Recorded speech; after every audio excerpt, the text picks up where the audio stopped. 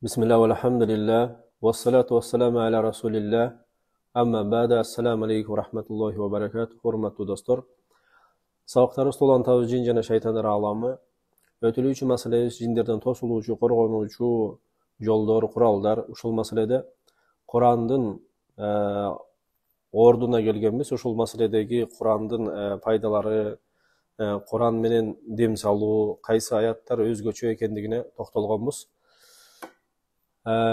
Murunku sabakta Bakara süresinin fazileti turalı başlaganmiz. Bugün oşol Bakara süresindeki en uluk ayat turalı söz жүрөт. Belkim Kur'an'dagi en uluk ayat. Sebep degende hadiste gelet. Peygamberimiz sallallahu aleyhi ve sellem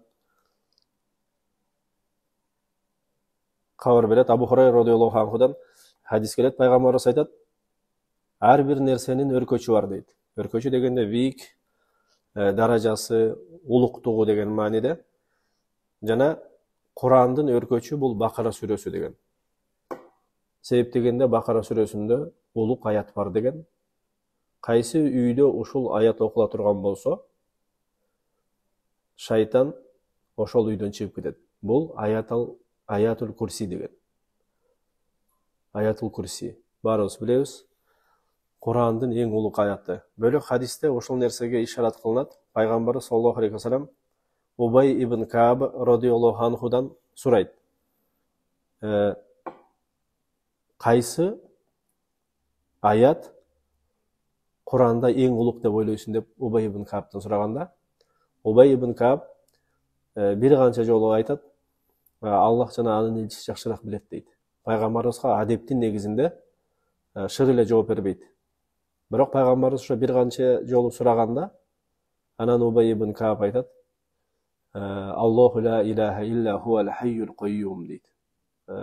Şul ayatul kursi ekendigine işaret kılganda Peygamberimiz sallallahu aleyhi ve sellem Ubay ibn Ka'b'dın kökürögüne çağıp, urup, maktap, aytkan ilimin kutlu olsun degen.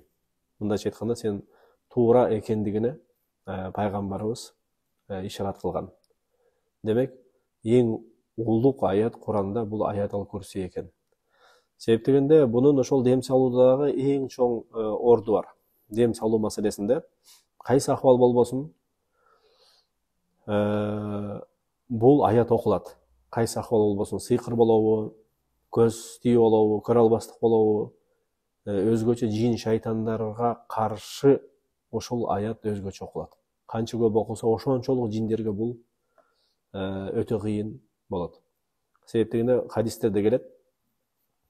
İmam İbn Hibban, İmam Nasai rivayet kılgan hadislerде Ubay ibn Ka'b'dan, anın balasынан Abdullah ibn Ubay ibn Ka'b'dan al aytat, Ubay ibn Ka'b'dın bir kurmaları olgan deydi. Bir üyüm kurması olgan deydi. Eşigin aldında. Anan oşol kurma azayıp kete bergen deydi. Anan bir günü Ubay ibn Ka'b bir oşu tünde qaytarayınçı degen eken, biliş üçün kim bunun urdap atkandığın, emne üçün azayıp atkandığın. Oşonda bir günü oşo tünde qaytarıp atkanda biri gelet. Bir mınday bir jigittin kelbetinde, jigittin sölekötünde şeklinde gelet. Anan Ubayga salam aytat. Ubay salamga жооп берет. Anan aytat, Ubay суроо берет ошого. Sen jinsinmi же адамсыңбы дейт. Ошондо жанакыл жигит айтат, мен жинмин дейт. Убай колуңду берсең дейт, көрөйүн дейт. Ошондо колуңду мага берди дейт. Колу иттин колунда экен дейт. Ошол иттин баягы жүндү болгон, дал ушу иттикинде экен дейт. Анан ал айтты дейт. Жиндердин арасында жиндер билет, менден күчтүү жок деп айтты дейт. Жин айтып атат, мен күчтүү жинмин деп атат. Анан Убай айткан экен, эмнеге сен келдиң деп. Дегенде биз уктук дейт, сен садака бергенге көп берет экенсиң, жакшы көрөт экенсиң, ошон үчүн ушул курмаган бир аз алайын деп келдим дейт. Деп туруп Анан ошондо Убай сураган экен, силерден бизди эмне куткарат деп. Биз силерге каршы эмнени колдоно алабыз деген суроону бергенде жинге. Жин айткан экен, мына бул Бакара сүрөсүндөгү аят деген экен. Аллаху ла илаха илля хуал хайюл кайюм.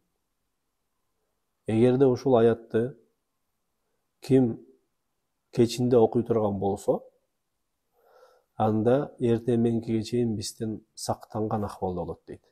Жана ким эгер эртең менен окуй турган болсо, анда кечке чейин бизден сактанган акыбалда болот дейт.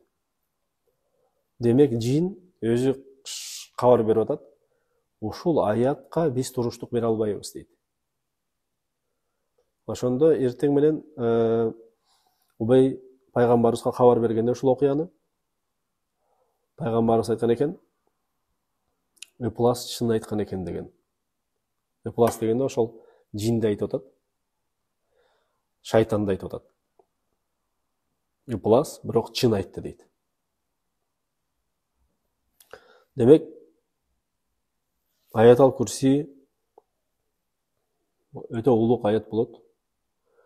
Акырындык менен бул аяттын фазилетине, жакшылыгына дагы бир токтолобуз. Бүгүнкү сабакка ошол жерде токтоп турабыз, жетиштүү болот.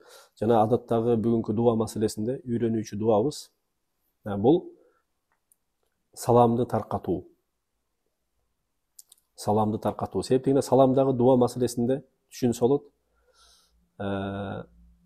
Биз салам бергенде Ассаламу алейкум ва рахматуллахи ва баракатуху дегенде биз дуа ниетинде айтсак болот бул нерсени.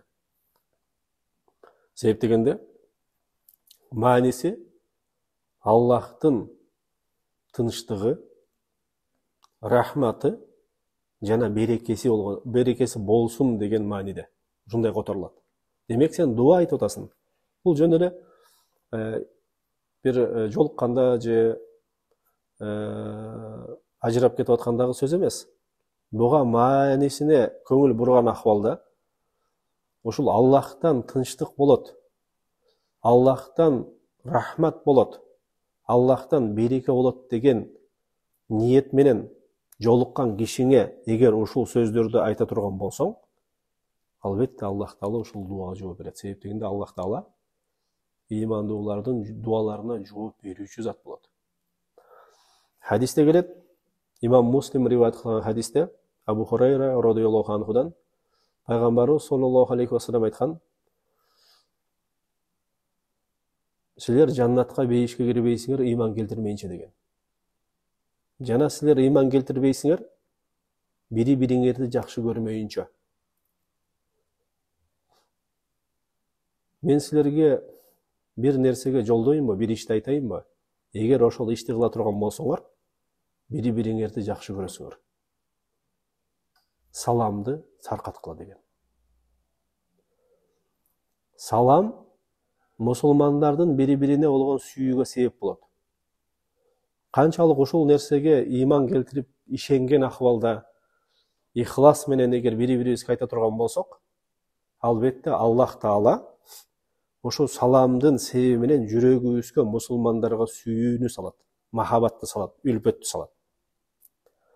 Себептегенде сүйүүнү, махабатты, үлпөттү бере турган бир гана Аллах Таала.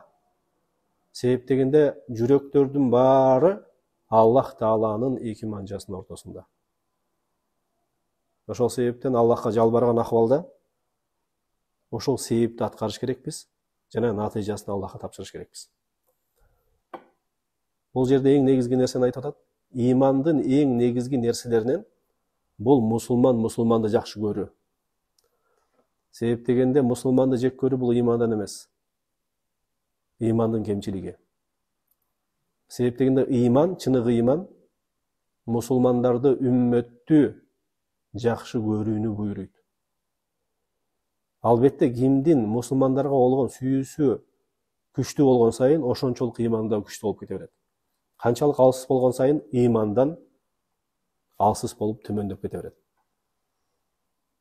Эң ыймандын талап кылган нерсеси бул мусулмандарды жакшы көрүү. Жек көрбөштүк, аларга жардам берүү, аларга кыжалат болуу, алардын көйгөйлөрүнө жана аларга кеминде дуа кылуу.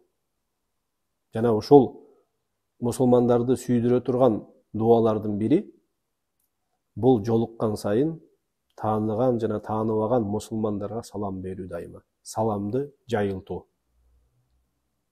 Ошол саламды биз жайылтып жана бөлөктөргө ошол нерсени айтыш керекпиз. Ошонун себеби менен Аллах Таала бизге жүрөктөрүбүзгө бири-бирибизге болгон сүйүүнү салыш үчүн. Аллах Таала биздин жүрөгүбүзгө мусулмандарга болгон сүйүүнү салсын. Биздин жүрөгүбүздө болгон жек көрүүнү алып салсын. Көкүрөктөрүбүздү кеңейтип, жүрөгүбүзгө саламаттуулукту берсин. Жүрөгүбүздү тазалап берсин. Жана жин шайтандардын азгырыктарынан, зыяндарынан бизди сактап койсун. Жана ошол сабактарыбызды ихластуу, берекелүү жана дайымдуу кылсын. Субханакаллахумма ва бихамдика ашхаду ан ла илаха илля анта астагфирука ва атубу илейк. Görüşkünce sağ salamat olunuzlar. Assalamu aleykum ve rahmetullahi ve berekatuhu.